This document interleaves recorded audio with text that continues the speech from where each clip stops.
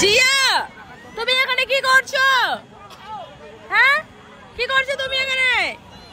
কি করছো? এটা কি? এটা কি? ডাইনোসর খেয়ে নেবে তোকে। দেখ তোকে ফেলে দিল, তোকে ফেলে দিল, তোকে খেয়ে নেবে। এই চল আয়। এ মা ভয় পাই না একটুকু।